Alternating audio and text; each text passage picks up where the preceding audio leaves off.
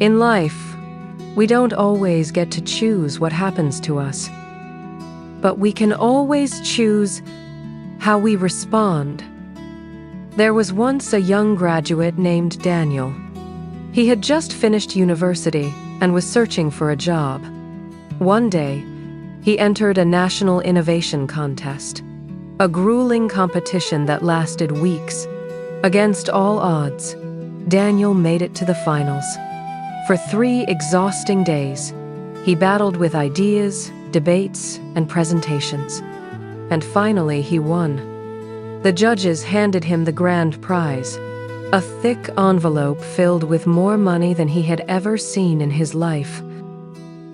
The cameras flashed, reporters swarmed, but Daniel slipped out a side door, eager to breathe in the cool night air. That's when a woman approached him. Her face was pale, her eyes swollen from crying. "Congratulations, young man," she said softly. "You must feel so proud. But please, may I ask you for a moment of your time?" Daniel stopped, uneasy.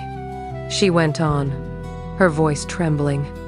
"My child is in the hospital. He has cancer, and the doctors say he won't survive without urgent treatment. I've tried everything, but I need money. I need help." Daniel looked at the envelope in his hand. It was the reward for all his months of struggle. But in that moment, he thought of the child she described. Without hesitation, he pressed the envelope into her hands. "Go," he said gently. "Take care of your son.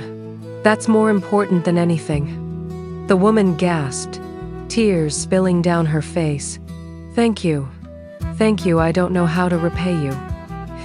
And she hurried away into the night. Days passed.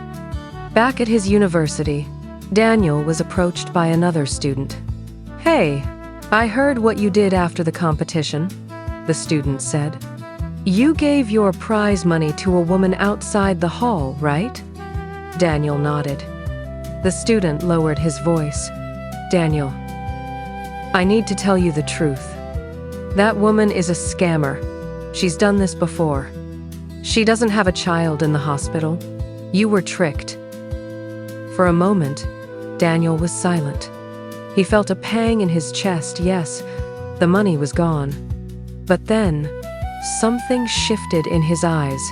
"So, there's no dying child?" he asked quietly. The student shook his head. "No, none." Daniel's lips curved into a small smile. "Then that is the best news I've heard all week." Instead of bitterness, he chose relief. Instead of anger, he chose kindness. Because for him, the thought that no child was suffering was worth more than any prize. That day, Daniel taught everyone around him a lesson. Sometimes, you don't get to control what others do to you, but you always control how you react. Kindness is never wasted. Even when it's taken advantage of, it still defines who you are. The meaning of life is not what happens to us, but how we respond to it. And that is the kindness that survived a lie. If this story touched your heart, don't forget to subscribe to Kelvin's Heart Tales. We share inspiring stories every week to heal, motivate, and empower you. And let me ask you this. If you were in Daniel's place, would you have given away the prize money? Tell us in the comments, because your answer might inspire someone else today.